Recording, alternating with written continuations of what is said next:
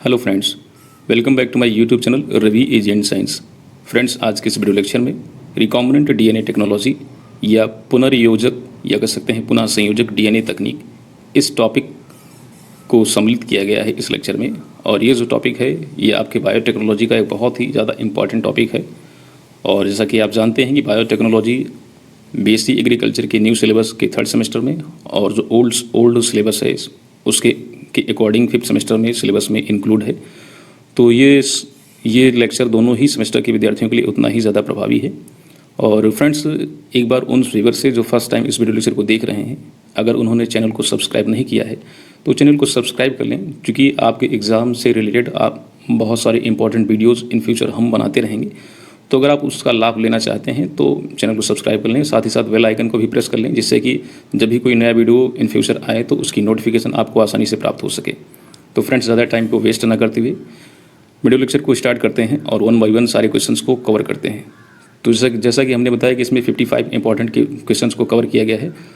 तो क्वेश्चंस को ज़्यादा हम एक्सप्लेन नहीं करेंगे, रफली जहाँ पर मुझे आवश्यकता होगी क्वेश्चन को एक्सप्लेन करने की वहाँ पर एक्सप्लेन करेंगे, नहीं तो इसके आंसर को वो समझते चलेंगे। क्योंकि एग्जाम में ज़्यादा समय बचा नहीं है, तो ज़्यादा एक्सप्लेनेशन करेंगे तो टाइम ज़्यादा होगा। केवल आप क्वेश्चन के आंसर को समझिए बस, ठीक है। चलिए स्टार्ट करते हैं। तो आज के लेक्चर का जो पहला क्वेश्चन है वो है combining the DNAs of two specific segment into a single DNA molecule is called, या हिंदी में समझे तो दो प्रजातियों के डीएनए को एक डीएनए अणु में मिलाने को कहा जाता है। मतलब दो डीएनए सेगमेंट को मिला करके एक डीएनए में बनाना, ठीक है। और ये दो डिफरेंट स्पीसीज़ के हों, दो अलग जातियों के हों, ठीक है। तो इसे क्या कहते हैं? इसके लिए टर्म यूज़ करते हैं, मीन्स आपका दो डीएनए सेगमेंट को, यानी एक इस इंडिविजुअल का इस दूसरे वाले इंडिविजुअल के दोनों के जेनेटिक मटेरियल को मिला करके एक में शामिल कर देना, ठीक है। इस प्रोसेस को क्या कहते हैं? इसे कहते हैं जेनेटिक रिकॉम्बिनेशन कहते हैं, यानी अनुवांशिक पुनर्संयोजन कहते हैं। इसे रिकॉम्बिनेंट डीएनए टेक्निक कहते हैं, यानी पुनः संयोजक डीएनए तकनीक कहते हैं। या नेक्स्ट ऑप्शन है आपका इसे क्रॉसिंग ओवर कहते हैं, या फिर लास्ट ऑप्शन है आपका इसे जीन एम्प्लीफिकेशन कहते हैं, जीन प्रवर्धन कहते हैं। तो फ्रेंड्स, जैसा कि टाइटल ही आज हमारा है रिकॉम्बिनेंट डीएनए टेक्नोलॉजी, तो रिकॉम्बिनेंट डीएनए टेक्नोलॉजी का मतलब ही होता है कि हम इसमें जीन की जो कैरेक्टरिस्टिक होती है, यानी आपका जीन को हम इम्प्रूवमेंट करते हैं, जीन में सुधार करते हैं, ठीक है। कोई नया कैरेक्टर ले आते हैं जो कि हमारे लिए बेनिफिशियल होता है, या फिर कोई ऐसा कैरेक्टर है जो बेनिफिशियल नहीं होता है तो उसको हम जो है कह सकते हैं मैनिपुलेट करते हैं, उसको वहाँ से निकाल देते हैं और उसके स्थान पर हम कोई बेहतर जो है डीएनए को भी जोड़ देते हैं, ठीक है। इस प्रकार से देखें तो जीन मैनिपुलेशन से रिलेटेड है आपका ये चैप्टर, और जिसको हम कहते हैं डीएनए रिकॉम्बिनेंट डीएनए टेक्नोलॉजी, या इसको शॉर्ट में RDT भी कहते हैं, रिकॉम्बिनेंट डीएनए टेक्नोलॉजी, ठीक है। RDT या शॉर्ट में DT, ठीक है, रिकॉम्बिनेंट डीएनए टेक्नोलॉजी RDT, ठीक है। इस तरीके से इसको हम नाम देते हैं। तो बी वाला ऑप्शन आपका करेक्ट ऑप्शन हो जाएगा। इसे कहेंगे रिकॉम्बिनेंट डीएनए टेक्नोलॉजी। जब दो इंडिविजुअल के डीएनए को मिला करके मर्ज करके एक इंडिविजुअल में उसको सम्मिलित कर दिया जाता है तो उसे कहते हैं रिकॉम्बिनेंट डीएनए टेक्नोलॉजी, इस टेक्निक को बोलते हैं। चलिए अगला क्वेश्चन देखते हैं। क्वेश्चन नंबर आपका second, which of the following is not a cloning vector, इनमें से कौन एक क्लोनिंग वेक्टर नहीं है? तो इसमें कुछ ऑप्शन दिए गए हैं। तो इस चैप्टर को हमने आपकी क्लासेस में पढ़ाया भी है, तो अगर आपको याद होगा तो उसमें से आप गेस कर लेंगे। तो इसमें से पूछ रहा है इसमें कौन सा क्लोनिंग वेक्टर नहीं है, तो आपके ऑप्शन है एग्रोबैक्टीरियम, बी ऑप्शन आपका ईस्ट, सी ऑप्शन आपका न्यूरोस्पोरा, एंड डी ऑप्शन आपका बैक्टीरियोफेज। तो फ्रेंड, इसमें जो सी ऑप्शन है आपका करेक्ट ऑप्शन है। ये आपका किसी भी प्रकार का कोई वेक्टर नहीं है। जो न्यूरोस्पोरा है, न्यूरोस्पोरा आपका किसी भी प्रकार का कोई भी वेक्टर नहीं है। एग्रोबैक्टीरियम और बैक्टीरियोफेज, ठीक है, ये बैक्टीरियोफेज तो एक प्रकार का वायरस होता है, और एग्रोबैक्टीरियम जो है आपका ये एक प्रकार का बैक्टीरिया है, और ईस्ट तो एक प्रकार का फंगस है। न्यूरोस्पोरा जो है एक प्रकार का एल्गी, एक प्रकार का शैवाल होता है। तो इसमें सी वाला ऑप्शन, ये जो शैवाल है न्यूरोस्पोरा, ये जो है आपका ये जो है एक वेक्टर के रूप में नहीं यूज किया जाता है, ठीक है। तो न्यूरोस्पोरा आपका करेक्ट ऑप्शन हो जाएगा, सी ऑप्शन। चलिए अगले क्वेश्चन की तरफ चलते हैं। क्वेश्चन नंबर आपका third, DNA can be separated by, DNA किसके द्वारा अलग किया जा सकता है? तो एक प्रोसेस होती है, तो उस प्रोसेस के द्वारा डीएनए को हम सेपरेट करते हैं, अलग करते हैं। तो उस प्रोसेस को क्या कहते हैं? उसे कहते हैं जेल इलेक्ट्रोफोरेसिस कहते हैं। बी ऑप्शन आपका उसे ऑटो रेडियोग्राफी कहते हैं। अगले ऑप्शन है आपके ऑप्शन नंबर आपका सी, उसे कहते हैं एक्सरे क्रिस्टलोग्राफी कहते हैं। या फिर डी ऑप्शन है उसे कहते हैं सेंट्रीफ्यूगेशन। तो उसको जो कहते हैं, पहला वाला ऑप्शन जो करेक्ट ऑप्शन है उसे कहते हैं जेल इलेक्ट्रोफोरेसिस, ठीक है, उसे कहते हैं gel electrophoresis.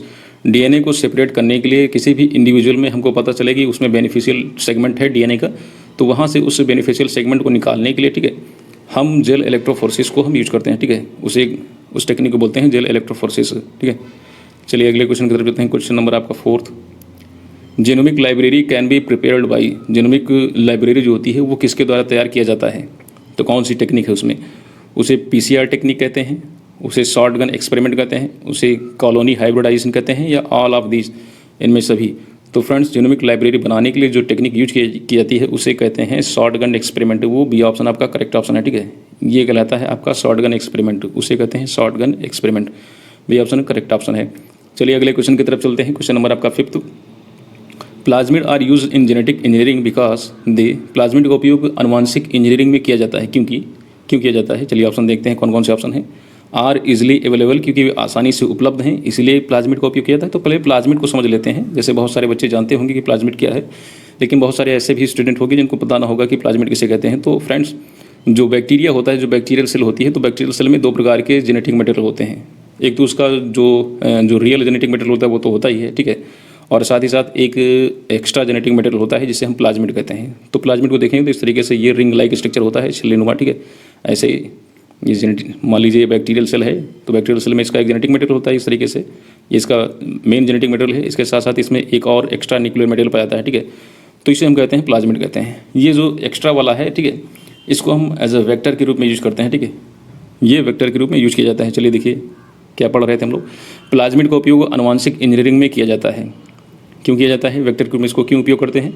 Are easily available, क्योंकि आसानी से उपलब्ध है इसलिए करते हैं। बी ऑप्शन है आपका कैन रेप्लिकेट, क्योंकि ये रेप्लिकेट कर सकता है, मीन्स कह सकते हैं कि अपनी कॉपी यानी अपने ही जैसा एक और प्लाज्मिड बना सकता है इसलिए करते हैं। या can integrate with host chromosome, या आर इनर्ट। तो फ्रेंड्स इसमें जो सी वाला ऑप्शन है आपका करेक्ट ऑप्शन है। ये जो है आपका इंटीग्रेट कर लेता है। इंटीग्रेट का मतलब नहीं जुड़ जाता है किसके साथ, होस्ट क्रोमोसोम के साथ। तो जिसके साथ उसको हम जोड़ना चाहते हैं, जो होस्ट है हमारा, जो पोषक जो उसका गुणसूत्र है उसके साथ आसानी से जुड़ जाता है, इसलिए इसको हम ज़्यादातर यूज करते हैं। सी ऑप्शन आपका करेक्ट ऑप्शन है, can integrate with host chromosome. जो होस्ट क्रोमोसोम होता है उसके साथ आसानी से जुड़ जाता है। C option correct option. चलिए अगले क्वेश्चन की तरफ चलते हैं। क्वेश्चन नंबर आपका 6, विच of the following is a commonly use bacteria in plant genetic engineering. Hindi में कहें तो इन निम्नलिखित में से कौन सा एक ऐसा पादप आनुवांशिक अभियांत्रिकी में प्रयुक्त होने वाला जीवाणु है। चलिए देखिए कौन कौन से बैक्टीरिया हैं। तो एग्रोबैक्टीरियम होगा तो वही होगा। चलिए देख लेते हैं।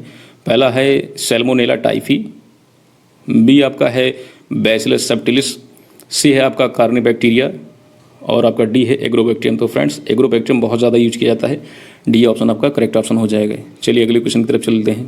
क्वेश्चन नंबर आपका 7, monoclonal antibodies are produce by. जो मोनोक्लोनल एंटीबॉडीज़ होते हैं ये किसके द्वारा निर्मित किए जाते हैं, किसके द्वारा बनते हैं।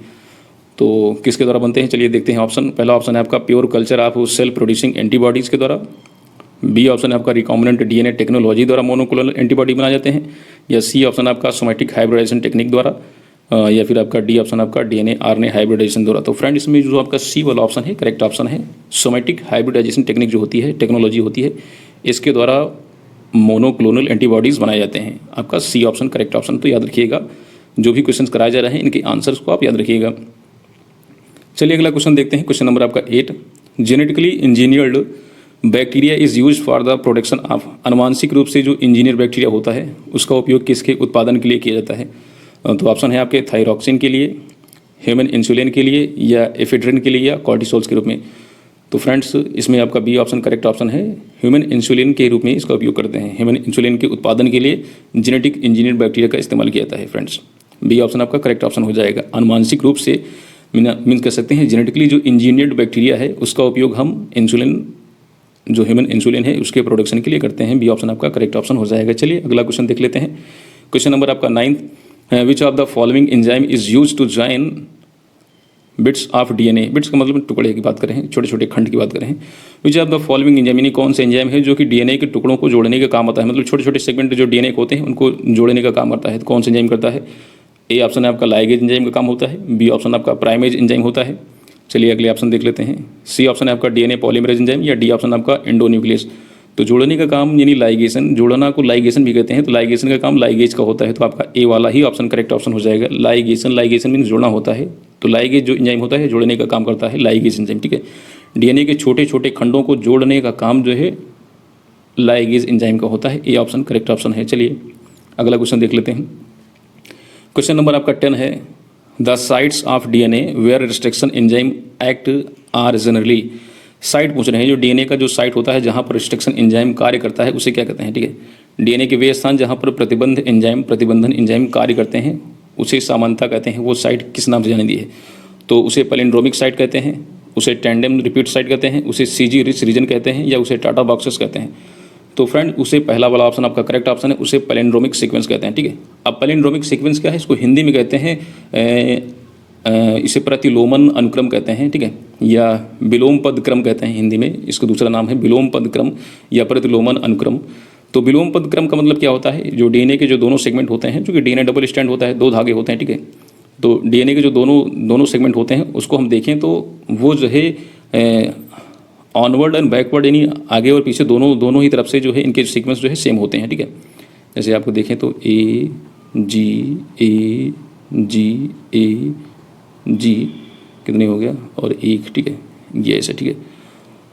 ये हो गया एक सेगमेंट, ठीक है, ये पहले वाले सेगमेंट में है। और दूसरा वाला चूँकि इसके विपरीत दूसरा वाला रहेगा, तो ए के साथ हमेशा जुड़ेगा टी जुड़ेगा, सी के साथ हमेशा जुड़ेगा आपका क्या जुड़ेगा, टी के साथ में सी जुड़ेगा, ए के साथ में क्या जुड़ेगा, टी जुड़ेगा, सी जी के साथ में सी जुड़ेगा, ए के साथ में क्या जुड़ेगा, टी जुड़ेगा, जी के साथ में सी जुड़ेगा, और ए के साथ में आपका टी, ठीक है।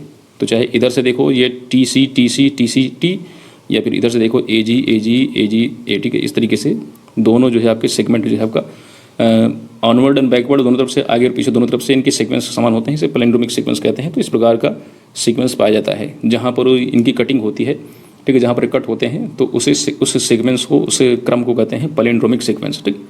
तो उनके ऑनवर्ड एंड बैकवर्ड, ठीक कह सकते हैं, फॉरवर्ड या बैकवर्ड दोनों जो है सीक्वेंस जो है आपके सेम होते हैं, ठीक है, या उनका रिपीटेशन होता है, तो इसे कहते हैं पैलिंड्रोमिक सीक्वेंस। ए वाला ऑप्शन आपका करेक्ट ऑप्शन है, इतना ज़्यादा इसमें एक्सप्लेन करने की आवश्यकता नहीं है। चलिए अगला क्वेश्चन देखते हैं। क्वेश्चन नंबर आपका 11, which of the following enzyme is necessary to make accurate copies of vector DNA. इनमें से कौन सा एंजाइम है जो कि डीएनए की जो है कॉपी को, एक्यूरेट कॉपी को बनाने के लिए वेक्टर के रूप में काम करता है। हिंदी में देखिए, निम्नलिखित में से कौन सा एंजाइम है जो वेक्टर डीएनए की सटीक प्रतियां, हाँ, जो वेक्टर डीएनए है उसकी एग्जैक्ट कॉपी बनाने के लिए आवश्यक होता है, कौन सा एंजाइम है। तो आरएनए पॉलीमरेज एंजाइम है, डीएनए पॉलीमरेज एंजाइम है, या डीएनए लाइगेज है, या इंडोन्यूक्लियस। तो फ्रेंड इसमें जो डी ऑप्शन है आपका इंडोन्यूक्लियस एंजाइम, ये करेक्ट ऑप्शन है, ठीक है। इंडोन्यूक्लियस एंजाइम को यूज किया जाता है। चलिए अगला क्वेश्चन देखते हैं। क्वेश्चन नंबर आपका 12, what is the name of site where foreign DNA can be inserted into the plasmid of agrobacterium. What is the name of the site, यानी उस साइट का नाम पूछ रहे हैं जहाँ पर जो बाहर का जो डीएनए होता है, यानी फॉरेन डीएनए। और फॉरेन डीएनए का मतलब ये हमने बताया था कि रिकॉम्बिनेंट डीएनए टेक्नोलॉजी में क्या होता है, इसमें 2 इंडिविजुअल के डीएनए सेगमेंट को जोड़ा जाता है। तो अब एक में जिसमें जोड़ा जा रहा है और एक वो इंडिविजुअल जिसका लेकर आया जा रहा है जोड़ने के लिए, ठीक है, समझ रहे कि नहीं। तो फॉरेन का मतलब यानी बाहर वाला, ठीक है। फॉरेन डीएनए को फिर से एक बार देख लेते हैं क्या है, what is the name of the site. तो फॉरेन जो डीएनए होता है उसको किस स्थान पर जोड़ा जाता है, एग्रोबैक्टीरियम में पूछ रहा है, जहाँ एग्रोबैक्टीरियम के प्लाज्मिड में विदेशी डीएनए को जोड़ा जाता है, तो बाहर का, तो उस साइट को क्या कहते हैं। चलिए देख लेते हैं, बहुत ही सिंपल सा क्वेश्चन है। उसे टीआरएनए साइट कहते हैं, उसे cDNA कहते हैं, उसे tDNA कहते हैं, या उसे bDNA कहते हैं। तो फ्रेंड्स वो साइट एग्रोबैक्टीरियम में वो जो साइट होता है जहाँ पर हम बाहर वाले डीएनए के सेगमेंट को जोड़ते हैं उसे tDNA साइट कहा जाता है, ठीक है, वो tDNA साइट होता है। चलिए अगला क्वेश्चन देख लेते हैं। क्वेश्चन नंबर आपका 13, a method used to insert DNA molecule into cells by using short electric impulse is known as. चलिए हिंदी में देखते हैं क्या है। लघु विद्युत आवेगों का उपयोग करके डीएनए अणुओं को कोशिकाओं में डालने के लिए इस्तेमाल की जाने वाली मेथड यानी विधि को क्या कहते हैं। ऑप्शन देख लेते हैं कौन कौन से ऑप्शन हैं।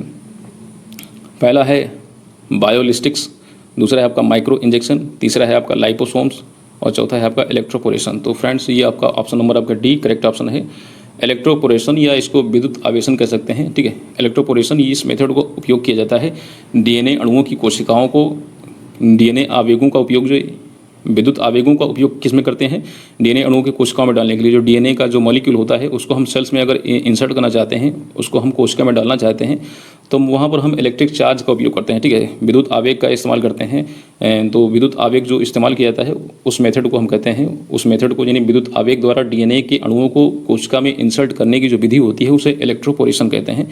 डी ऑप्शन करेक्ट ऑप्शन है, ठीक है। मतलब विद्युत के द्वारा, इलेक्ट्रिक के द्वारा जो है डीएनए के सेगमेंट को किसी कोशिका में जब डाला जाता है तो इस मेथड को कहते हैं इलेक्ट्रोपोरेशन, वो कहलाता है इलेक्ट्रोपोरेशन। चलिए अगला क्वेश्चन देखते हैं। क्वेश्चन नंबर आपका 14, disease causing organism are identify by using. Disease causing organism यानी जो रोग उत्पन्न करने वाले जो जीवधारी होते हैं उनको किसके द्वारा पहचान किया जाता है, उनको पहचानने की कौन सी मेथड होती है, तो उसे एमएवीज के द्वारा, मैप्स के द्वारा उसको आइडेंटिफाई किया जाता है। बी ऑप्शन है आपका, उसे माइक्रो प्रोजेक्टाइल्स के द्वारा उसे आइडेंटिफाई किया जाता है, या सी ऑप्शन है उसे डीएनए प्रोब्स के द्वारा, या डी ऑप्शन जीन ट्रांसफ़र के द्वारा। तो फ्रेंड उसे डीएनए प्रोब्स के द्वारा पहचाना जाता है। जो डिजीज़ काजिंग ऑर्गेनिज्म होते हैं यानी जो रोग को उत्पन्न करने वाले जो जीवधारी होते हैं उनको पहचानने के लिए हम डीएनए प्रोब्स का इस्तेमाल करते हैं। ठीक है, अब डीएनए प्रोब्स क्या है, ये कुछ न्यूक्लियोटाइड का एक सीक्वेंस होता है, इसमें स्पेसिफिक न्यूक्लियोटाइड की संख्या होती है। तो न्यूक्लियोटाइड का एक स्पेसिफिक सीक्वेंस होता है, इसको हम डीएनए प्रोब कहते हैं। तो इसको हम इस्तेमाल करते हैं पहचानने के लिए डिजीज़ काजिंग ऑर्गेनिज्म को। चलिए अगला क्वेश्चन देखते हैं। क्वेश्चन नंबर आपका 15, the most effective treatment for genetic disorder in the present times is. Most effective treatment यानी सबसे ज़्यादा प्रभावी क्या उपचार की बात करें फॉर जेनेटिक डिसऑर्डर यानी जो अनुवांशिक जो विकृतियाँ होती हैं, अनुवांशिक विकृतियाँ या अनुवांशिक रोगों को उपचार करने के लिए कौन सा सबसे ज़्यादा प्रभावी तरीका है, वर्तमान समय की पूछ रहे हैं यानी प्रेजेंट टाइम का। तो चलिए देखते हैं कौन कौन सा है। पहला है जीन मैपिंग ट्रीटमेंट है। बी ऑप्शन है आपका जेनेटिक काउंसलिंग, ठीक है। सी ऑप्शन आपका जीन थेरेपी, या डी ऑप्शन आपका क्लोनिंग। तो फ्रेंड्स इसमें सी ऑप्शन करेक्ट ऑप्शन है, जीन थेरेपी यानी जीन के द्वारा उपचार करना। ये अनुवांशिक रोगों को उपचार करने की सबसे महत्वपूर्ण या सबसे कह सकते हैं बेस्ट जो थेरेपी है वो कौन सी थेरेपी है, जीन थेरेपी। अनुवांशिक रोगों को उपचार करने का सबसे जो बढ़िया जो ट्रीटमेंट है वो है gene therapy. C option correct option हो जाएगा। चलिए अगले क्वेश्चन की तरफ चलते हैं। क्वेश्चन नंबर आपका 16, genetically identical cells produce as a result of asexual reproduction are called. या अलैंगिक प्रजनन के परिणामस्वरूप उत्पन्न होने वाली अनुवांशिक रूप से समान कोशिकाओं को कहा जाता है। यानी जब एसेक्सुअल रिप्रोडक्शन करते हैं तो उसके फलस्वरूप जो सेल्स या जो कोशिकाएं जो उत्पन्न होती हैं उनको क्या कहते हैं, जो कि समान रूप से होती हैं, एक जैसे दिखाई देती हैं, उसे क्लोन्स कहते हैं, उसे सिबलिंग्स कहते हैं, या उसे ऑफस्प्रिंग कहते हैं, या उसे हाइब्रिड्स कहते हैं। तो फ्रेंड्स उसके लिए जो टर्म यूज किया जाता है उसे क्लोन्स कहते हैं। ठीक है, क्लोन्स में एसेक्सुअल रिप्रोडक्शन में जो इंडिविजुअल होते हैं, जो संततियाँ होती हैं, जो ऑफस्प्रिंग होती हैं, वो एक जैसी दिखाई देती हैं, अर्थात उनके जो कैरेक्टर्स होते हैं वो अपने मदर प्लांट के जैसे ही होते हैं। तो इन सबको क्लोन्स कहा जाता है। ठीक है, इन सबको क्लोन्स कहते हैं। ए ऑप्शन आपका करेक्ट ऑप्शन हो जाएगा। चलिए अगले क्वेश्चन की तरफ चलते हैं। क्वेश्चन नंबर आपका 17, plant cells can easily generate into an entire plant because.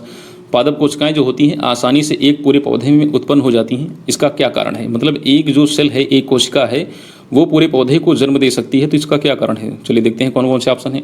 पहला ऑप्शन है कि दीज आर टोटीपोटेंट, ये टोटीपोटेंट होती हैं, अर्थात टोटीपोटेंट का मतलब समझते हैं ना, टोटीपोटेंट मीन्स यानी उनमें जो है पूर्ण सक्रियता पाई जाती है, मतलब उनके अंदर ऐसी क्षमता होती है कि वो पूरे जीवधारी को क्रिएट कर सकती हैं, मीन्स आपका पूरे इंडिविजुअल को बना सकती हैं। तो इसे कहते हैं टोटीपोटेंट कहते हैं। इसे टोटीपोटेंसी याद होगा, हमने इसको बहुत ज़्यादा डिटेल में पढ़ाया था। बी ऑप्शन आपका एम्ब्रियो इज टोटीपोटेंट, ठीक है, एम्ब्रियो इनका टोटीपोटेंट होता है।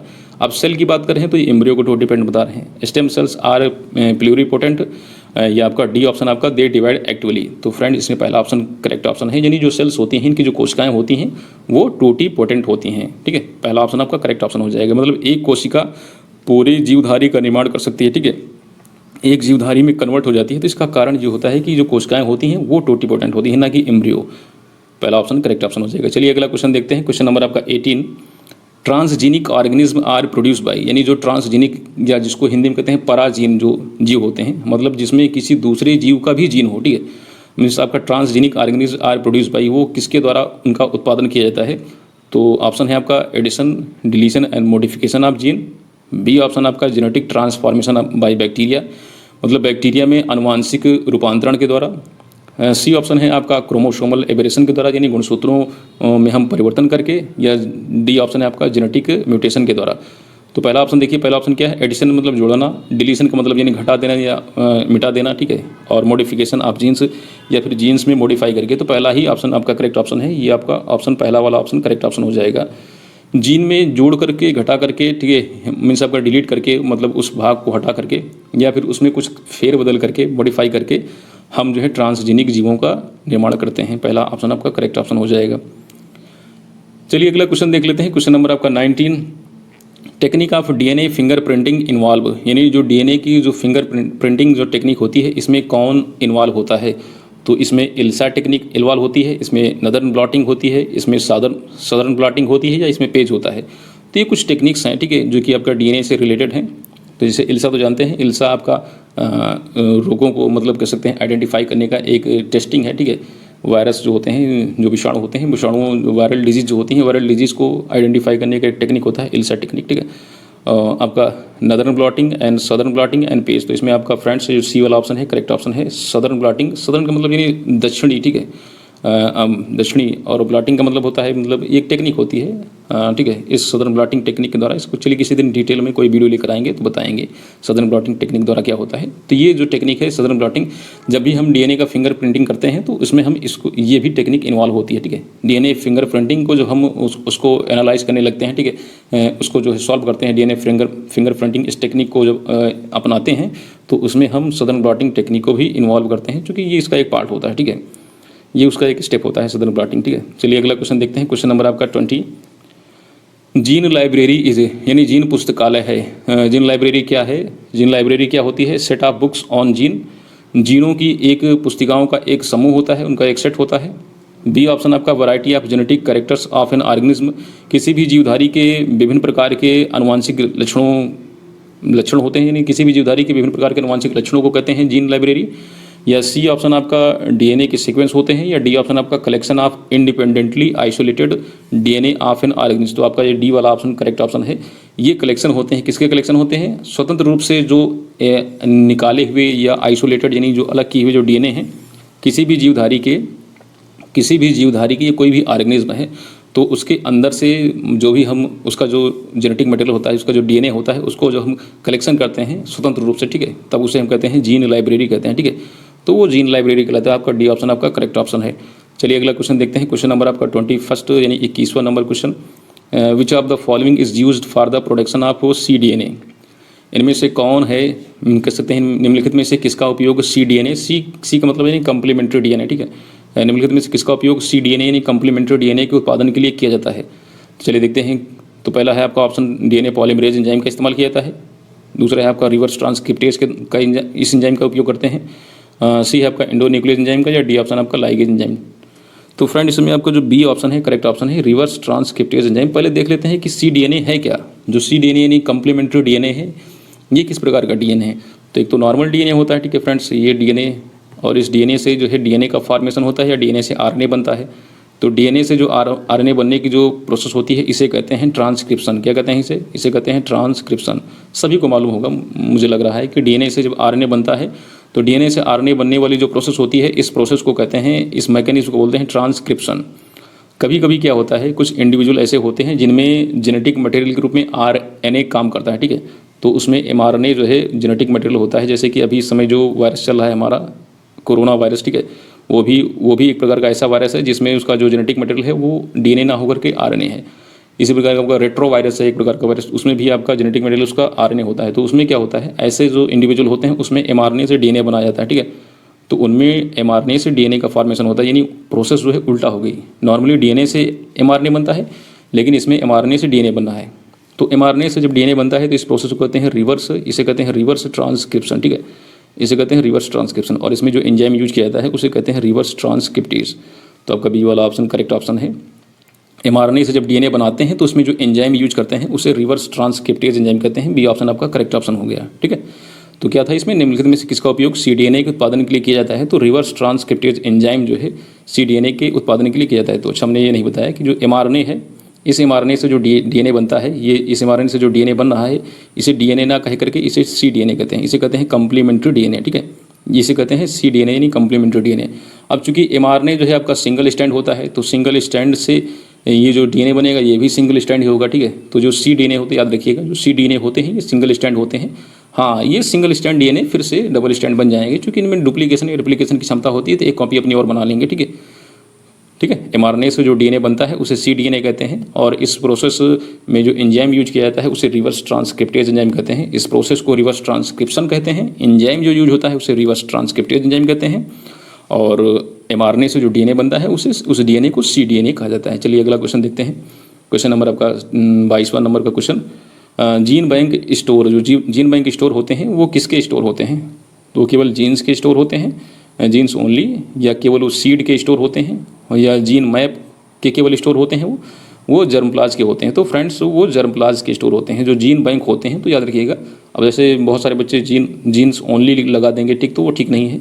जो जीन बैंक होते हैं वो जर्मप्लाज के होते हैं। जर्मप्लाज यानी जनन द्रव्य, ठीक है, मीन्स आपका आपके जेनेटिक मटेरियल से संबंधित है। मीन्स आपका जो एक पीढ़ी से अगली पीढ़ी में ट्रांसफर होने वाला जो लिक्विड है, जो मटेरियल है, उसे ही जर्मप्लाज कहते हैं, वही जनन द्रव्य कहलाता है। जर्मप्लाज के दो रूप हैं, ठीक है। अब कौन से दो रूप हैं इसके? एक तो जो आपके स्पर्म में पाया जाता है और एक जो आपके ओवम में पाया जाता है, ठीक है। चलिए किसी दिन डिटेल बताएंगे क्या है जर्मप्लाज। चलिए अगला क्वेश्चन देखते हैं। क्वेश्चन नंबर आपका 23 cell obtain from cancerous tumour are called. Cancer युक्त आर्बुदों से प्राप्त कोशिकाओं को कहते हैं, क्या कहा जाता है? यानी जो कैंसर युक्त जो कोशिकाएं होती हैं, ठीक है, कैंसर युक्त जो ट्यूमर होते हैं, कैंसर युक्त जो ट्यूमर होते हैं, उनसे जो कोशिकाएं प्राप्त होती हैं, उन कोशिकाओं को क्या कहता है? समझ रहे हैं इस क्वेश्चन को क्या कर रहा है? जो कैंसर युक्त जो अर्बुद होते हैं, जो ट्यूमर होते हैं, कैंसर का मतलब यानी ट्यूमर, ठीक है, अनकंट्रोल्ड जो डिवाइडिंग पार्ट जो होता है, ठीक है, मतलब जो अनियंत्रित तरीके से बढ़ गया हो भाग होता है, वही कैंसरस पार्ट कहलाता है। तो उस कैंसरस पार्ट में या ट्यूमर में जो कोशिकाएं होती हैं, उन कोशिकाओं को क्या कहते हैं? उन्हें गाल्स कहते हैं, उन्हें माइलोमास कहते हैं, उन्हें एंटीबॉडीज़ कहते हैं, या लास्ट ऑप्शन आपका बचा है उन्हें हाइब्रिड डोमास कहते हैं। तो फ्रेंड्स उसे कहा जाता है बी ऑप्शन, ये आपका करेक्ट ऑप्शन है, उसे माइलोमास कहते हैं, ठीक है, उसे क्या कहते हैं? उसे माइलोमास कहते हैं। जो कैंसरस जो आपका जो ट्यूमर होता है, उसकी जो कोशिकाएं होती हैं, उन्हें बी ऑप्शन आपका करेक्ट ऑप्शन है, उसे माइलोमास कहते हैं, ठीक है, या माइलोमा भी कह सकते हैं, माइलोमास, ठीक है, वो कहलाती है माइलोमास। ये आपका हो गया प्लूरल हो गया, इसलिए माइलोमा भी कह सकते हैं। बी ऑप्शन आपका करेक्ट ऑप्शन है। अगला क्वेश्चन देखते हैं। क्वेश्चन नंबर आपका 24। अभी बहुत सारे क्वेश्चन बचे हुए हैं आपके, ठीक है, 55 क्वेश्चन हैं, तो अभी तो हमने आधे भी क्वेश्चन कवर नहीं किए हैं। चलिए क्वेश्चन अगला देखते हैं। क्वेश्चन नंबर आपका 24। The enzymes commonly used in genetic engineering are. Genetic engineering में आमतौर पर इस्तेमाल होने वाले एंजाइम कौन से एंजाइम होते हैं? तो चलिए देखिए कौन कौन से ऑप्शन है आपके। पहला है restriction endonuclease and ligase, B option है आपका ligase and polymerase, C option है आपका restriction endonuclease and polymerase, D option है आपका एंडोन्यूक्लियस एंड लाइगेज। तो फ्रेंड्स इसमें आपका ए वाला ऑप्शन है, करेक्ट ऑप्शन है, रिस्ट्रिक्शन एंडोन्यूक्लियस एंड लाइगेज। ये एंजाइम नॉर्मली यूज किए जाते हैं किसमें? जेनेटिक इंजीनियरिंग में। चलिए अगला देखते हैं, अगला क्वेश्चन देखते हैं। क्वेश्चन नंबर आपका 25 क्वेश्चन है the first hormone produce artificially by culturing bacteria. Means कह सकते हैं कि जीवाणुओं के संवर्धन द्वारा कृत्रिम रूप से उत्पादित होने वाला पहला हार्मोन कौन सा है? तो मुझे लगता है कि इसका आंसर सभी को पता होगा, तो वो है आपका पहला वाला ऑप्शन आपका इंसुलिन, ठीक है। जीवाणुओं के द्वारा जो बैक्टीरिया को कल्चर करके कृत्रिम रूप से जो हार्मोन उत्पन्न किया गया है वो इंसुलिन हार्मोन है। ह्यूमन इंसुलिन को सबसे पहले जो है प्रोड्यूस किया गया है। ये ऑप्शन आपका करेक्ट ऑप्शन हो जाएगा। चलिए अगला क्वेश्चन देखते हैं। क्वेश्चन नंबर आपका 26। Antiviral substance produce by man vertebrates response to viral infection for resisting multiplication of virus is known as. ये कह सकते हैं कि मनुष्य द्वारा उत्पादित विषाणु विरोधी यानी एंटीवायरल, ठीक है, मनुष्य द्वारा उत्पादित विषाणु विरोधी पदार्थ विषाणु के गुणन का प्रतिरोध करने के लिए विषाणु संक्रमण के प्रति कशेरुकी प्रतिक्रिया को क्या कहते हैं? चलिए देखते हैं कौन कौन से ऑप्शन हैं। इस रिस्पांस को क्या कहा जाता है? उसे कहते हैं विरियन कहते हैं, ए ऑप्शन, उसे इंटरफेरॉन कहते हैं, उसे एंटीजन कहते हैं, या उसे एंटीवायरिन कहते हैं। तो फ्रेंड्स उसे कहा जाता है एंटीफेरॉन कहते हैं। वो क्या कहलाता है? उसे एंटीफेरॉन कहते हैं, ठीक है। फिर से एक बार क्वेश्चन को समझ लेते हैं। क्या है कि मानव द्वारा जो उत्पादित विषाणु विरोधी पदार्थ होता है, यानी जो वायरस के जो विपरीत काम करने वाला जो पदार्थ है, विषाणु के गुणन का प्रतिरोध करने के लिए विषाणु संक्रमण के प्रति कशेरुकी प्रतिक्रिया को कहते हैं। मतलब ये वायरसों की जो एक्टिविटी होती है, मतलब वायरस जो मल्टीप्लाई करते हैं, उनको कम करने के लिए जो केमिकल जो रसायन जो यूज होता है वो इंटरफेरॉन कहलाता है, ठीक है। उसे क्या कहते हैं? बी ऑप्शन आपका करेक्ट ऑप्शन है, उसे इंटरफेरॉन कहते हैं। चलिए अगला क्वेश्चन देखते हैं। क्वेश्चन नंबर आपका 27। If a person shows production of interferons, यदि किसी व्यक्ति में इंटरफेरॉन्स का प्रोडक्शन प्रदर्शित हो रहा है, दिखाई दे रहा है इन हिज बॉडी, यानी उसके शरीर के अंदर, the chances are that he has got an infection. तो चांसेस क्या हो सकते हैं कि उसे किसका संक्रमण है? यदि किसी व्यक्ति में इंटरफेरॉन का उत्पादन दिखाई दे रहा है तो क्या संभावना हो सकती है कि उसे किस प्रकार का संक्रमण हो गया है? चलिए देखते हैं कौन कौन से ऑप्शन है। पहला है आपका उसे थायराइड हो गया है, इसलिए उसमें इंटरफेरॉन बन रहे हैं, उसे मीजल्स हो गया है यानी खसरा हो गया है, उसे टिटनेस हो गया है, या उसे मलेरिया हो गया है। तो कौन सी डिजीज़ उसे हो गई है जिसकी वजह से उसके शरीर में इंटरफेरॉन बन रहे हैं? इंटरफेरॉन का मतलब यानी इंटरफेरॉन का मतलब समझ रहे हैं ना? इंटरफेरॉन का मतलब अब देखिए इंटरफेरॉन किसके विरुद्ध काम करता है? इंटरफेरॉन जो होता है किसके विपरीत में काम करता है? तो इंटरफेरॉन वायरस के विपरीत में काम करता है। तो इसमें पहले देख लीजिए कौन सा वायरस से संबंधित है। तो फ्रेंड इसमें जो मीजल्स जो डिजीज़ है ये एक वायरल डिजीज़ है, ठीक है, एक वायरस के द्वारा होती है। तो बी ऑप्शन आपका करेक्ट ऑप्शन हो जाएगा। इसका मतलब है कि उसे मीजल्स नहीं खसरा हुआ है, ठीक है। और भी कुछ वायरल डिजीज़ इसमें दे सकते थे, लेकिन इसमें जो हम देख रहे हैं उसमें आपका मीजल्स यानी खसरा ही जो एक वायरल डिजीज़ है। तो इसका मतलब कह सकते हैं कि उसे खसरा हुआ है, उसे मिसलेस हुआ है, इसलिए इंटरफेरॉन बन रहे हैं उसके शरीर में। बी ऑप्शन आपका करेक्ट ऑप्शन हो जाएगा। चलिए अगला क्वेश्चन देखते हैं। क्वेश्चन नंबर आपका 28, टाइप्लाज्मिड इज ट्रांसफॉर्म सेल्स ऑफ। टाइप्लाज्मिड किसकी रूपांतरित कोशिकाओं में, टाइप्लाज्मिड जो होता है किसकी रूपांतरित कोशिकाओं में पाया जाता है। तो टाइप्लाज्मिड कहाँ पर होता है, एनिमल्स में देखने को मिलता है, प्लांट्स में देखने को मिलता है, बैक्टीरियाज में देखने को मिलता है, या फिर आपका फंजाई में देखने को मिलता है। तो फ्रेंड्स ये प्लांट्स में देखने को मिलता है। टीआई प्लाज्मिड का मतलब होता है यानी ट्यूमर इंड्यूसिंग प्लाज्मिड, ठीक है। और टीआई प्लाज्मिड, अब टीआई ट्यूमर इंड्यूसिंग प्लाज्मिड ये जो होता तो है बैक्टीरिया का, ठीक है, लेकिन ये ट्रांसफ़र हो चुका होता है किसमें, पौधे में ट्रांसफ़र होकर के उनमें क्राउन गॉल डिजीज़ जो है आपका उसको उत्पन्न कर देता है। तो बी ऑप्शन आपका करेक्ट ऑप्शन हो जाएगा। टीआई प्लाज्मिड जो है आपका पौधों की कोशिकाओं में देखने को मिलता है। अगला क्वेश्चन देख लेते हैं। क्वेश्चन नंबर आपका 29, DNA is genetically methylated at. DNA जो है, जो डीएनए है वो अनुवांशिक रूप से किसके साथ मेथिलेटेड होता है, किसके साथ जुड़ा होता है, यानी CH3 के साथ किसके साथ जुड़ा होता है। ए बेस का मतलब समझ, एडेनिन बेस, यानी जो नाइट्रोजन बेस होते हैं डीएनए में, एडेनिन, ग्वानिन, थाइमिन और साइटोसिन, ये जो बेस होते हैं ये नाइट्रोजन बेस हैं। तो यहाँ पर बेस लिख दिया गया है, यानी एडेनिन बेस। बी ऑप्शन आपका ग्वानिन बेस। अगला ऑप्शन है आपका सी वाला आपका थाइमिन बेस, या आपका डी ऑप्शन आपका यानी साइटोसिन बेस। तो आपका डी वाला ऑप्शन आपका करेक्ट ऑप्शन है। जो साइटोसिन होता है, जो नाइट्रोजन बेस साइटोसिन है, ये जुड़ा होता है मेथिल ग्रुप के साथ, ठीक है, मेथिलेटेड होता है वो साइटोसिन जुड़ा होता है। डी ऑप्शन आपका करेक्ट ऑप्शन हो जाएगा। चलिए अगला क्वेश्चन देखते हैं। क्वेश्चन नंबर आपका 30, bacteria protect themselves from virus by fragmentation viral DNA. जो बैक्टीरिया होते हैं अपने को वायरस के द्वारा जो है वायरस से बचाते हैं किसी डीएनए खंड को तोड़ करके, ठीक है, उसको खंडित करके। तो किसी डीएनए के खंड को, ठीक है, उसके सेगमेंट को बैक्टीरिया जो है खंडित करके तोड़ करके अपने को इन्फेक्शन से बचाते हैं। तो कौन सा एंजाइम होता है, किसकी मदद से, तो एंडोन्यूक्लियस के द्वारा। ऑप्शन है आपके एंडोन्यूक्लियस के द्वारा अपने आप को बचाते हैं, एक्सोन्यूक्लियस के द्वारा, या गायरेस के द्वारा, या लाइगेस के द्वारा। तो पहला ऑप्शन आपका करेक्ट ऑप्शन है। एंडोन्यूक्लियस जो एंजाइम होता है, इस एंजाइम की सहायता से ये किसी भी वायरस की जो है आपका उसका जो जेनेटिक मटेरियल होता है उसको खंडित कर देते हैं और स्वयं को बचा लेते हैं, ठीक है। तो एंडोन्यूक्लियस एंजाइम आपका करेक्ट ऑप्शन हो जाएगा, पहला वाला ऑप्शन। चलिए अगला क्वेश्चन देखते हैं। क्वेश्चन नंबर आपका 31, the enzyme used in PCR technology is. PCR technology जो होती है यानी पॉलीमरेज चेन रिएक्शन जो तकनीकी है, इसमें जो एंजाइम यूज किया जाता है उसे क्या कहते हैं। तो उसे आरएनए पॉलीमरेज कहते हैं, उसे ट्रैक पॉलीमरेज कहते हैं, उसे रिवर्स ट्रांसक्रिप्टेज कहते हैं, या उसे बोथ बी एंड सी। तो फ्रेंड्स इसमें जो आपका जो पीसीआर टेक्नोलॉजी होती है उसमें जो एंजाइम यूज किया जाता है वो है आपका ट्रैक पॉलीमरेज एंजाइम, ठीक है। वो कौन सा एंजाइम है, वो है आपका ट्रैक पॉलीमरेज एंजाइम। और आप लोग कमेंट बॉक्स में जो है हमें बताइए कि ट्रैक पॉलीमरेज एंजाइम का पूरा नाम क्या है। देखिए कौन सा स्टूडेंट बताता है ट्रैक पॉलीमरेज एंजाइम जो है इसका पूरा नाम क्या है। बी ऑप्शन आपका करेक्ट ऑप्शन हो जाएगा। चलिए अगला क्वेश्चन देखते हैं। क्वेश्चन नंबर आपका 32, what is true for plasmid. Plasmid के लिए इसमें कौन सा फैक्ट सत्य है। तो प्लाज्मिड जो होते हैं वायरस में पाए जाते हैं। तो मुझे नहीं लगता कि किसी को पता होगा वायरस में पाए जाते हैं। प्लाज्मिड जो है आपका बैक्टीरियल में पाए जाते हैं, बैक्टीरिया में होते हैं। तो ये तो आपका करेक्ट नहीं है, ये तो आपका रॉन्ग हो गया, ठीक है। दूसरा वाला ऑप्शन देखें तो contain genes for vital activities. जैविक क्रियाओं के लिए यानी जो वाइटल एक्टिविटीज़ होती हैं उसके लिए इनमें जीन पाए जाते हैं। प्लाज्मिड में जो है आपका जैविक क्रियाओं के लिए जीन पाए जाते हैं।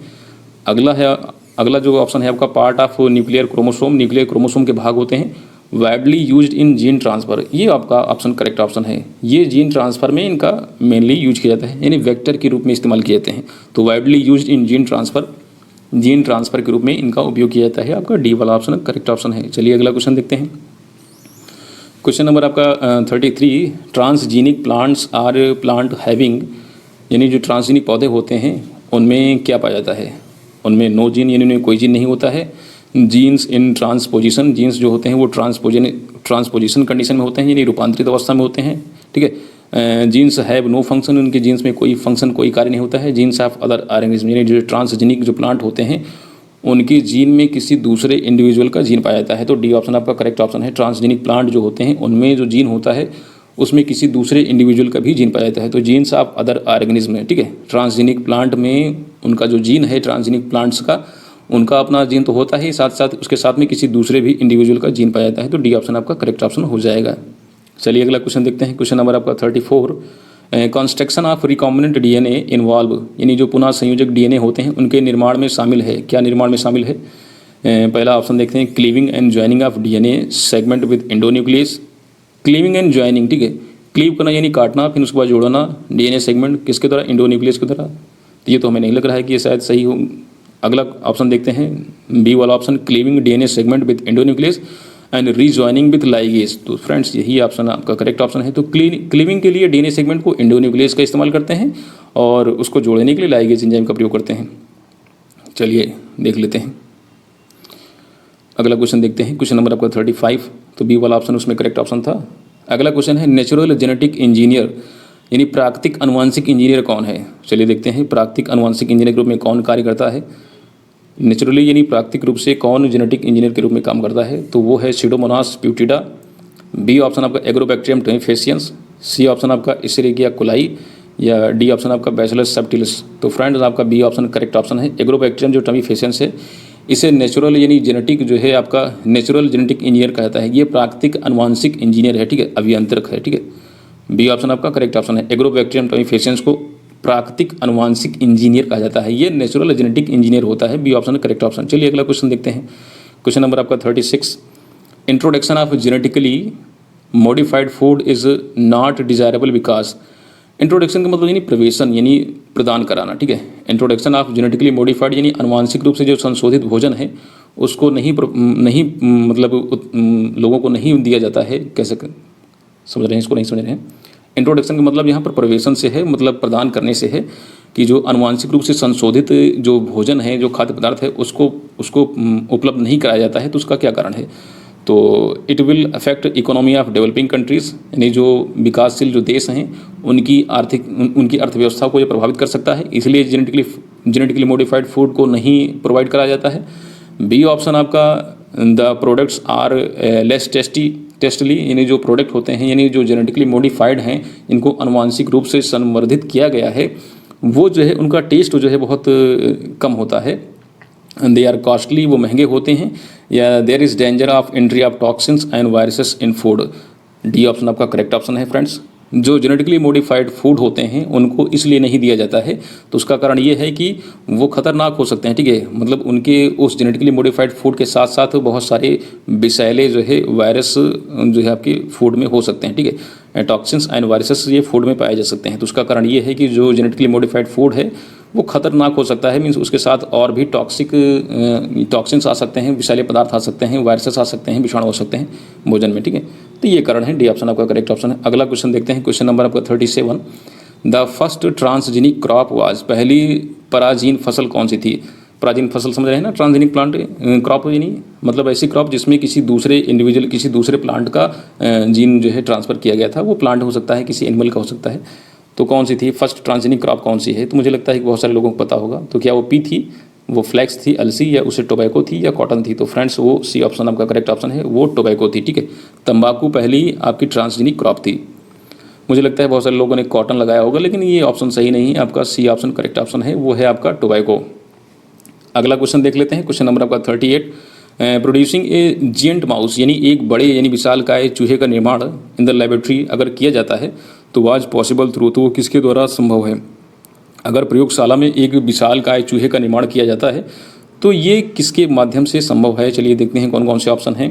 पहला आपका जीन म्यूटेशन के द्वारा ये संभव है, बी ऑप्शन आपका जीन मैनिपुलेशन के द्वारा है, सी ऑप्शन आपका जीन सिंथेसिस के द्वारा है, या डी ऑप्शन आपका जीन डुप्लीकेशन। तो फ्रेंड ये आपका बी ऑप्शन करेक्ट ऑप्शन है, जीन मैनिपुलेशन, यानी जीन में हम हेर फेर करके, ठीक है, उसमें अदल बदल करके, ठीक है, उसको मैनिपुलेट करके, ठीक है, उसमें थोड़ा सा कुछ घटा करके, कुछ जोड़ करके, ठीक है, या उसको जेनेटिकली मॉडिफाई करके, तो इसे जीन मैनिपुलेशन कहते हैं। तो जीन मैनिपुलेशन के द्वारा हम लेबोरेटरी में, हम प्रयोगशाला में जो है विशालकाय चूहे का निर्माण कर सकते हैं। बी ऑप्शन आपका करेक्ट ऑप्शन है। चलिए अगला क्वेश्चन देख लेते हैं। क्वेश्चन नंबर आपका 39, the new strain of bacteria produce by biotechnology in alcohol industry is. Alcohol उद्योग में जैव प्रौद्योगिकी द्वारा उत्पन्न बैक्टीरिया का नया स्ट्रेन है, तो क्या है वो नया स्ट्रेन। पहला है ई कोलाई यानी इशरिया कोलाई, बी ऑप्शन आपका सैक्रोमाइसिस सेरेविसी, सी ऑप्शन आपका बैसिलस सब्टिलिस, या डी ऑप्शन आपका सीडोमोनास प्यूटिडा। तो फ्रेंड्स ये आपका डी ऑप्शन करेक्ट ऑप्शन है, इसको हमने हाईलाइट भी कर दिया है। ये है सीडोमोनास प्यूटिडा, ठीक है। सीडोमोनास प्यूटिडा जो है एल्कोहल इंडस्ट्री में बायोटेक्नोलॉजी द्वारा उत्पन्न किया गया एक बैक्टीरिया का एक नया स्ट्रेन है, उसका एक नया जो है टाइप है, ठीक है। तो ये जो आपका सीडोमोनास प्यूटिडा है ये क्या कर सकता है, हो सकता है इसका फर्मेंटेशन रेट काफ़ी ज़्यादा हो, ठीक है। अगला क्वेश्चन देख लेते हैं। क्वेश्चन नंबर आपका 40, एक मिनट। क्वेश्चन नंबर आपका 40, antiviral substance produce by man. Antiviral substance मानव के द्वारा अगर उत्पन्न किया जाता है तो vertebrates in response to viral infection for resisting multiplication of virus is known as. Antiviral substance produce by man vertebrates in response to viral infection for resisting multiplication of virus is known as. Hindi में समझिए इसको क्या है। तो विषाणु के गुणन का प्रतिरोध करने के लिए जो वायरस है उसके मल्टीप्लिकेशन को रजिस्ट करने के लिए, उसको रोकने के लिए वायरल संक्रमण के जवाब में मनुष्य कशेरुकियों द्वारा उत्पादित एंटीवायरल पदार्थ के रूप में जाना जाता है। उसे क्या कहते हैं? उसे विरियन कहते हैं, उसे इंटरफेरोन कहते हैं, उसे एंटीजन कहते हैं, या उसे एंटीवायरस कहते हैं। तो मुझे लगता है कि इसको हम पहले ऊपर भी पढ़ चुके हैं। तो उसे इंटरफेरोन कहते हैं, ठीक है। उसे क्या कहते हैं? उसे इंटरफेरोन कहते हैं।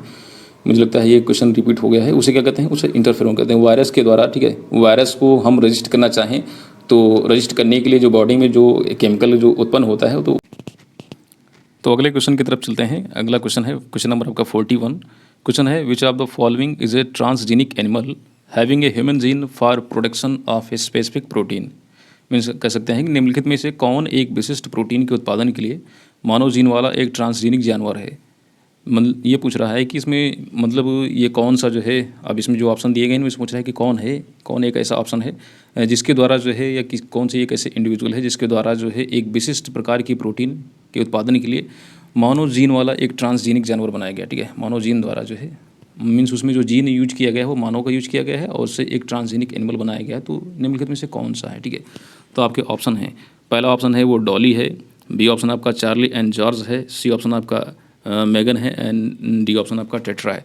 तो फ्रेंड इसमें ऑप्शन नंबर आपका जो भी आपका करेक्ट ऑप्शन है, चार्ली एंड जॉर्ज के द्वारा जो है मानव के एक जीन के द्वारा जो है एक विशिष्ट प्रकार के प्रोटीन का संश्लेषण यानी उत्पादन किया गया है। तो आपका बी ऑप्शन आपका करेक्ट ऑप्शन हो जाएगा, ठीक है। थर्ड, आप प्रोड्यूसिंग ट्रांसजेनिक एनिमल आर, यानी जो ट्रांसजेनिक जो एनिमल्स होते हैं, जो जानवर होते हैं, यानी जो पराजीन जो जीव हैं, उनके उत्पादन की मूल विधि क्या है? वो क्या है? डीएनए माइक्रो इंजेक्शन है, रेट्रोवायरस मेडिएटेड जीन ट्रांसफ़र है, सी ऑप्शन आपका embryonic stem cells mediated gene transfer है, या डी ऑल ऑफ दीज। तो फ्रेंड्स ये सारी की सारी विधियाँ जो ऊपर बताई गई हैं वो सभी हैं। तो आपका डी वाला ऑप्शन आपका करेक्ट ऑप्शन हो जाएगा। ये डी ऑप्शन आपका करेक्ट ऑप्शन हो जाएगा। ये सारी मेथड जो ऊपर बताएंगे, DNA micro injection, retrovirus mediated gene transfer, embryonic stem cell mediated gene transfer, ये सारे के सारे मेथड आपके ट्रांसजेनिक एनिमल्स के प्रोडक्शन के लिए रिस्पॉन्सिबल हैं। तो आपका डी ऑप्शन आपका करेक्ट ऑप्शन हो जाएगा, ऑल ऑफ दीज। अगला क्वेश्चन देखते हैं। क्वेश्चन नंबर आपका 43, which of the following recombinant protein is used to dissolve blood clots using acute myocardial infection। निम्नलिखित में कौन सा पुनः संयोजक प्रोटीन रक्त के थक्कों को भंग करने के लिए प्रयोग किया जाता है और जिससे तीव्र रोग गलन होता है, इससे कि तीव्र रोग गलन होता है। चलिए देखिए कौन कौन से ऑप्शन सही है।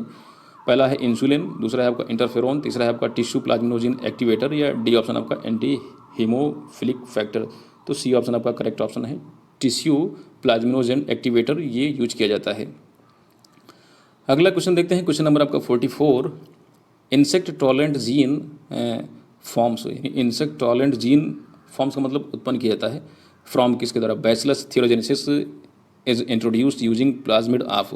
बैसिलस थ्योरोजेनेसिस से कीट सहिष्णु जीन को प्लाज्मिड का उपयोग करके पेश किया जाता है। किसका? इशेरिकिया कोलाई का, हीमोफिलस इन्फ्लुएंजा का, एग्रोबैक्टीरियम टाइफेसियंस का, या फिर आपका एराबिडोफिलस थैलियाना।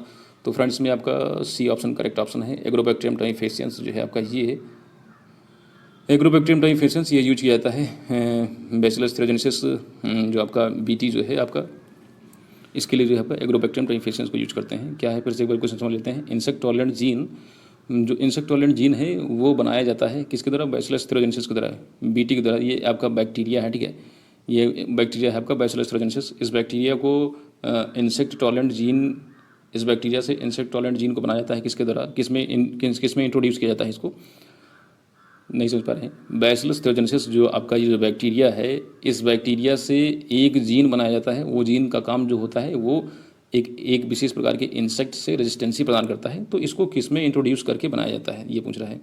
तो उसे ई कोलाई में इंट्रोड्यूस किया जाता है, इसे हेमोफिलस इन्फ्लुएंजा में इंट्रोड्यूस किया जाता है, या उसे एग्रोबैक्टीरियम ट्राइफेसियंस में इंट्रोड्यूस किया जाता है, या उसे एराबिडोफिलस थैलियाना में इंट्रोड्यूस किया जाता है। तो फ्रेंड्स उसे सी ऑप्शन करेक्ट ऑप्शन है, एग्रोबैक्टीरियम ट्राइफेसियंस में उसको इंट्रोड्यूस करके बीटी को उत्पन्न किया जाता है। बीटी में यानी जो आपका बीटी है उसमें उससे संबंधित जो आपका जो उस इंसेक्ट का जो जीन होता है उसको प्रोड्यूस किया जाता है। अगला क्वेश्चन है question number 45, PBR 322 is a plasmid belonging to. PBR 322 जो है किससे संबंधित एक प्लाज्मिड है। तो ये किससे संबंधित है, ये ईस्ट से संबंधित है, ये बैक्टीरिया से संबंधित है, ये ई कोलाई से संबंधित है, या बैक्टीरियोफेज से संबंधित है। तो किससे संबंधित है, ये ईस्ट से संबंधित है कि बैक्टीरिया से संबंधित है कि ई कोलाई से संबंधित है या फिर आपका बैक्टीरियोफेज से। तो फ्रेंड्स ये आपका जो PBR 322 है ये आपका किससे संबंधित है, ये बैक्टीरिया, ऑल बैक्टीरिया तो हो नहीं सकता, ई कोलाई थोड़ा सा कन्फ्यूजिंग है, हो सकता है कि हाँ ई कोलाई ही है। PBR 322 जो है आपका ई कोलाई से संबंधित है आपका, इसीलिए क्या कोलाई से, ठीक है। PBR 322 किससे संबंधित है, ये है आपका ई कोलाई से। चलिए अगला क्वेश्चन देखते हैं, question number 46, BT toxin becomes active when it is insect gut because, मुझे लगता है थोड़ा सा ये मिस्टेक हो गया है। BT टॉक्सिन्स यानी जो BT टॉक्सिन्स यानी जो विष है, यानी BT जो विष है बिकम्स एक्टिव यानी एक्टिव सक्रिय हो जाता है या एक्टिव हो जाता है when it is insert in gut, when it insert in insect gut, ऐसा लिखना था इसमें कि मतलब जो BT टॉक्सिन है ये किसी भी इंसेक्ट के जब गट यानी आहार नाल में प्रवेश करता है तब ये सक्रिय हो जाता है, ठीक है। BT टॉक्सिन्स बिकम्स एक्टिव, ये सक्रिय हो जाता है कब, when it is insert in insect gut, जब यह किसी भी इंसेक्ट के गट यानी आहार नाल में, फिर से समझिए इसको क्या है, जो BT जो टॉक्सिन है यानी जो विष है या BT जो पॉइजन है या विष है, ये किसी भी इंसेक्ट के जब आहार नाल पहुंचता है तब ये एक्टिव हो जाता है, सक्रिय हो जाता है, यानी विषैला हो जाता है। तो ये क्यों विषैला होता है, तो आइए ऑप्शन देखते हैं। द कंडीशन आर एसिडिक, यानी वहाँ की यानी जो आहार नाल की जो कंडीशन होती है उसको अम्लीय बना देता है, इसकी वजह से। इट इज़ टिश्यू स्पेसिफिक, या टिश्यू यानी ये जो है आपका ऊतक विशेष बन जाता है, ठीक है, ये टिश्यू स्पेसिफिक बन जाता है, या फेवरेबल एल्केलाइन pH को क्रिएट कर देता है, या आपका नॉन ऑफ दीज। तो फ्रेंड इसमें सी ऑप्शन आपका करेक्ट ऑप्शन है। जब ये आहार नाल पहुँचता है तो वहाँ पर ये जो है आपका क्षारीय जो है आपका pH उत्पन्न कर देता है, ठीक है, अनुकूल क्षारीय pH को क्रिएट कर देता है, इस वजह से टॉक्सिक हो जाता है। अगला क्वेश्चन है क्वेश्चन नंबर आपका 47, restriction endonuclease are utilize in genetic engineering as. Restriction endonuclease जो एंजाइम है ये यूज किया जाता है जेनेटिक इंजीनियरिंग में किस रूप में, तो ये मॉलिकुलर बिल्ड एट ए न्यूक्लियोटाइड्स, इसके लिए यूज किया जाता है। मॉलिकुलर बिल्ड यानी ये अणुओं का निर्माण करता है, किसमें, न्यूक्लियोटाइड में अणुओं का निर्माण करने के लिए इसको यूज किया जाता है रिस्ट्रक्शन एंडोन्यूक्लियस का। बी ऑप्शन आपका molecular degradation of DNA breakup, ये जो DNA जो होता है DNA के को आणविक स्तर पर तोड़ने का काम करता है, इसके लिए यूज किया जाता है। Molecular scalpels for cutting DNA bits into long chains, तो फ्रेंड्स यही आपका ऑप्शन सही है। ये जो DNA जो होता है DNA को आणविक स्तर पर काटने का काम करता है, ठीक है। तो आपका सी वाला ऑप्शन आपका करेक्ट ऑप्शन है, ठीक है। क्या काम करता है ये, molecular scalpels for cutting DNA bits into long chains, यानी जो DNA होता है DNA को लंबी लंबी श्रृंखलाओं में काटने का काम करता है कौन, रिस्ट्रक्शन एंडोन्यूक्लियस एंजाइम। चलिए अगला क्वेश्चन देखते हैं, क्वेश्चन नंबर आपका 48, DNA fingerprinting refers to, DNA fingerprinting संदर्भित करता है, किसको संदर्भित करता है, molecular analysis of the profile of DNA sample, यही आपका करेक्ट ऑप्शन है। जो DNA फिंगरप्रिंटिंग होता है इसके द्वारा हम आणविक स्तर पर जो है उसका विश्लेषण करते हैं, किसी भी DNA सैंपल प्रोफाइल का, किसी भी DNA सैंपल प्रोफाइल का आणविक स्तर पर विश्लेषण करने के लिए हम DNA फिंगरप्रिंटिंग को यूज करते हैं। पहला वाला ही ऑप्शन आपका करेक्ट ऑप्शन है। चलिए अगला क्वेश्चन देखते हैं, क्वेश्चन नंबर आपका 49, रिस्ट्रक्शन एंडोन्यूक्लियस यानी जो आपका प्रतिबंध एंडोन्यूक्लियस होता है आर प्रेजेंट।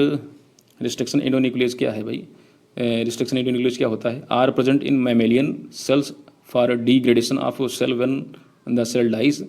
ये कह सकते हैं, कह रहा है कि ये जो मैमेलियंस होते हैं यानी स्तनधारी होते हैं उनकी कोशिकाओं में पाया जाता है, और इसका जो काम होता है वो DNA के अणुओं को डिग्रेड करना, उनको नष्ट करने का काम होता है, जिससे कि सेल की डेथ हो जाती है, इसलिए होता है एंडोन्यूक्लियस। बी ऑप्शन आपका are used in genetically engineering for ligating to DNA molecules, कह सकता है कि DNA के दो मॉलिक्यूल्स को जोड़ने का काम करता है। Are used in genetic engineering में यूज किया जाता है किसके लिए, लाइगेटिंग के लिए, यानी जोड़ने के लिए। क्या जोड़ने के लिए, 2 DNA मॉलिक्यूल्स, 2 DNA के अणु को। तो ये भी ऑप्शन आपका, दोनों के ऑप्शन सही नहीं। अगला ऑप्शन है आपका are used for in vitro DNA synthesis, in vitro DNA को संश्लेषित करने के लिए यूज किया जाता है। ये भी आपका करेक्ट ऑप्शन सही नहीं है, आपका डी वाला ही आपका ऑप्शन सही है। Synthesized by bacteria as part of their defence mechanism, D option आपका करेक्ट ऑप्शन है। अगला क्वेश्चन देखते हैं, 50वें नंबर पे आ गए हम, ठीक है। Restriction enzymes are used in genetic engineering because they, आनुवांशिक इंजीनियरिंग में प्रतिबंध एंजाइमों का उपयोग किया जाता है, क्यों किया जाता है?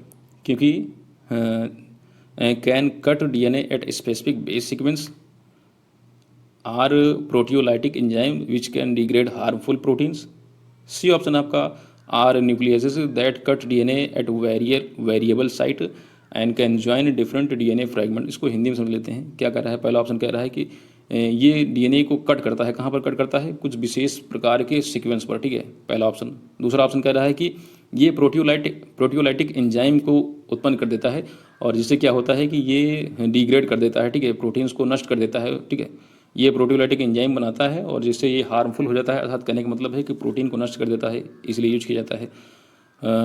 तीसरा है ऑप्शन आपका ये न्यूक्लियस, आर न्यूक्लियसेस, ये न्यूक्लियस एंजाइम की तरह काम करता है, that cut DNA at various site, जिससे कि डीएनए को अलग अलग प्रकार के साइट पर ये कट कर देता है। डी ऑप्शन आपका can join different DNA fragments, ये डीएनए के विभिन्न खंडों को जोड़ने का काम करता है।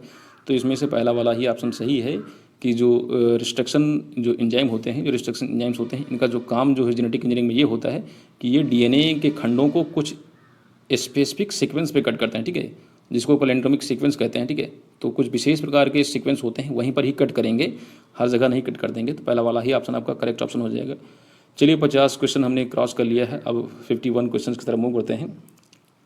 Restriction enzymes are also called as, जो रिस्ट्रिक्शन एंजाइम्स होते हैं इसका एक दूसरा भी नाम है, तो क्या कहते हैं इसे? तो मुझे लगता है बहुत सारे लोगों को पता होगा इसका आंसर। इसे बायोलॉजिकल सीजर्स कहते हैं, इसे मॉलिकुलर स्केपल्स कहते हैं, इसे कहते हैं मॉलिकुलर नाइफ्स कहते हैं, या ऑल ऑफ दिस। तो फ्रेंड्स इसका जो दूसरा नाम है इसे बायोलॉजिकल सीजर्स कहते हैं। ये जैविक कैंची होती है, ठीक है। रिस्ट्रिक्शन एंजाइम्स का जो काम ही होता है रिस्ट्रिक्ट करना, यानी काट देना, ठीक है, अलग कर देना। तो रिस्ट्रिक्शन एंजाइम्स को बायोलॉजिकल सीजर्स भी कहा जाता है, ठीक है। ये जैविक कैंची का भी काम करती है, ठीक है। ए वाला ऑप्शन करेक्ट ऑप्शन है। चलिए अगला क्वेश्चन देखते हैं, क्वेश्चन नंबर आपका 52। The most important discovery that leads to the development of rDNA technology was, यानी रिकॉम्बिनेंट डीएनए टेक्नोलॉजी की शुरुआत किस प्रकार के जो है मतलब उस कौन से महत्वपूर्ण खोज के बाद डीएनए, यानी जो आपका रिकॉम्बिनेंट डीएनए टेक्नोलॉजी है, किस महत्वपूर्ण खोज के बाद जो है ज़्यादा जो है डेवलप हुआ, ज़्यादा प्रकाशित हुआ, या कह सकते हैं कि सबसे महत्वपूर्ण खोज जो आरडीएनए टेक्नोलॉजी प्रौद्योगिकी विकास की ओर ले जाती है, ठीक है। तो कौन सी खोज थी भाई जिसकी वजह से रिकॉम्बिनेंट डीएनए टेक्नोलॉजी बहुत तीव्र गति से आगे की तरफ बढ़ा? तो पहला ऑप्शन आपका कि double helix model of Watson and Crick, Watson और क्रिक ने जब डीएनए का डबल हेलिकल मॉडल दिया तो उसकी वजह से रिकॉम्बिनेंट डीएनए टेक्नोलॉजी बहुत तीव्र गति से आगे बढ़ी। नेक्स्ट अगला ऑप्शन है आपका discovery of restriction enzymes, restriction enzymes की डिस्कवरी के बाद। सी ऑप्शन है आपका डिस्कवरी ऑफ लाइगेज एंजाइम, या डी ऑप्शन आपका डिस्कवरी ऑफ प्लाज्मिड। तो फ्रेंड्स इसमें बी वाला ऑप्शन आपका करेक्ट ऑप्शन है। जब रिस्ट्रिक्शन एंजाइम के बारे में फर्स्ट टाइम पता चला, ठीक है, कि ये एक प्रकार का एंजाइम है जो डीएनए सेगमेंट को कुछ स्पेसिफिक सीक्वेंस पर कट करता है, तब आरडीएनए टेक्नोलॉजी या रिकॉम्बिनेंट डीएनए टेक्नोलॉजी में एक प्रकार से रिवोल्यूशन, एक क्रांति आ गई, ठीक है। तो बी वाला ऑप्शन आपका करेक्ट ऑप्शन है। चलिए अगला क्वेश्चन देखते हैं भाई, क्वेश्चन नंबर आपका 53। हु डिस्कवर्ड रिस्ट्रिक्शन एंजाइम, इसकी खोज किसने की थी? जो रिस्ट्रिक्शन एंजाइम है इसको खोजा किसने था? तो ऑप्शन है आपका नॉर्थन्स, आर्बर एंड स्मिथ ने 1970 में, वाटसन, क्रिक एंड विल्किंस ने 1970 में, बॉयर एंड कोहेन ने 1975 में, और पॉलबर्ग ने 1975 में। तो पहला ही ऑप्शन आपका करेक्ट ऑप्शन है। नाथन्स ने, आर्बर ने और स्मिथ ने 1970 में रिस्ट्रिक्शन एंजाइम्स की खोज की। पहला ऑप्शन आपका करेक्ट ऑप्शन। चलिए अगला क्वेश्चन देखते हैं, क्वेश्चन नंबर आपका 54। Who created the first rDNA molecule, पहला आरडीएनए जो अणु है किसने बनाया था? किसने बनाया था भाई? तो फर्स्ट जो आपका आरडीएनए मॉलिक्यूल है वो किसने बनाया था? तो इसमें आपका ऑप्शन नंबर आपका डी है, करेक्ट ऑप्शन है। पॉलबर्ग ने फर्स्ट रिकॉम्बिनेंट आरडीएनए कह सकते हैं, रिकॉम्बिनेंट डीएनए मॉलिक्यूल किसने बनाया था? तो रिकॉम्बिनेंट डीएनए मॉलिक्यूल है क्या? अच्छा, मुझे लगता है किसी को पता है आरडीएनए मॉलिक्यूल क्या है, कमेंट बॉक्स में बताइएगा, या आप कहें तो अभी तुरंत बता सकते हैं। चलिए आप लोग ही बताइएगा आरडीएनए मॉलिक्यूल किसे कहते हैं, ठीक है। तो इसको जो है फर्स्ट जो आरडीएनए मॉलिक्यूल बनाया था पॉलबर्ग ने बताया था। कमेंट बॉक्स में जरूर बताइए कि आरडीएनए मॉलिक्यूल क्या है, किस डीएनए मॉलिक्यूल को आरडीएनए मॉलिक्यूल कहते हैं। ये आज के इस लेक्चर का आखिरी क्वेश्चन है, question number 55। The DNA molecule to which the gene of insert is integrated for cloning is called, DNA अणु जिसमें क्लोनिंग के लिए सम्मिलित जीन का मतलब वही आपका इंटीग्रेटेड जीन, ठीक है, सम्मिलित जीन यानी इंसर्ट जीन्स को कहते हैं, को एकीकृत किया जाता है, कहलाता है। उसे क्या कहते हैं? उसे कैरियर कहते हैं, उसे ट्रांसफार्मर कहते हैं, उसे वेक्टर कहते हैं, या उसे नॉन ऑफ दीज कहते हैं। तो फ्रेंड्स मुझे लगता है कि इससे सरल क्वेश्चन कोई हो ही नहीं सकता कि डीएनए अणु जिसमें क्लोनिंग के लिए सम्मिलित जीन, अब दो प्रकार के ठीक होते हैं, एक इंसर्ट जीन होता है, ठीक है, एक डिजायरेबल जीन होता है, इंसर्ट जीन, ठीक है। इंसर्ट जीन को किसी भी इंडिविजुअल में जब उसको हम उसकी संख्या को बढ़ाना चाहते हैं, उसको मल्टीप्लाई करना चाहते हैं, तो किसी भी हम इंडिविजुअल में यूज करते हैं, ठीक है, किसी भी इंडिविजुअल में उसको हम इंसर्ट करते हैं, तो वो उसे क्या कहते हैं, उस इंडिविजुअल क्या कहते हैं, तो उसे वेक्टर कहा जाता है, ठीक है। तो इंसर्ट जो जीन होता है, इंसर्ट जीन को जो हम इंसर्ट करते हैं किसी भी इंडिविजुअल में, ठीक है, किसके लिए, उसके मल्टीप्लिकेशन के लिए, उसकी संख्या बढ़ाने के लिए, तो वेक्टर के रूप में उसको वेक्टर में इंसर्ट किया जाता है, ठीक है। तो वो आपका सी ऑप्शन आपका वेक्टर होता है, ठीक है। डीएनए अणु जिसमें क्लोनिंग के लिए सम्मिलित जीन को एकीकृत किया जाता है, तो क्लोनिंग के लिए सम्मिलित जीन को एकीकृत करने का काम, मतलब क्लोनिंग के लिए जिस सम्मिलित जीन को हम इंटीग्रेट कर रहे हैं, जोड़ रहे हैं, तो हम वेक्टर में जोड़ते हैं, ठीक है। तो आपका सी ऑप्शन करेक्ट ऑप्शन है। तो फ्रेंड्स ये थे आपके 55 इंपॉर्टेंट क्वेश्चंस जो कि आपके एग्ज़ाम के लिए मुझे लगता है कि बहुत ही ज़्यादा हेल्पफुल होने वाले हैं। वीडियो कैसा लगा, वीडियो की राय अपने कमेंट बॉक्स में ज़रूर दीजिए, और साथ ही साथ और किस प्रकार की वीडियो आपको चाहिए तो इसकी भी आप राय हमें दे सकते हैं। और जो भी आप वीडियो बताएंगे, जो सुझाव देंगे, उसको जल्द से जल्द हम प्रयास करेंगे कि उसको हम जल्द से जल्द आप लोगों को प्रदान करें या उसको प्रोवाइड कराएं। तो फ्रेंड्स आज के वीडियो लेक्चर में इतना ही। जल्द ही एक नए वीडियो के साथ आपसे मुलाकात होगी। ये वीडियो थोड़ा सा लंबा हो गया है, इसमें 55 क्वेश्चन रखे गए थे, लेकिन फिर भी हमने प्रयास किया है कि क्वेश्चंस को बेहतर तरीके से समझाएं। और अगर किसी कोई क्वेश्चन ना समझ में आया हो तो उसको भी आप कमेंट बॉक्स में हमें बता सकते हैं। अपने सुझाव हमें देते रहिए, जिससे कि हमें एक मोटिवेशन मिलता रहे। तो जल्द ही एक नए वीडियो के साथ आपसे मुलाकात करेंगे। तब तक के लिए जय हिंद।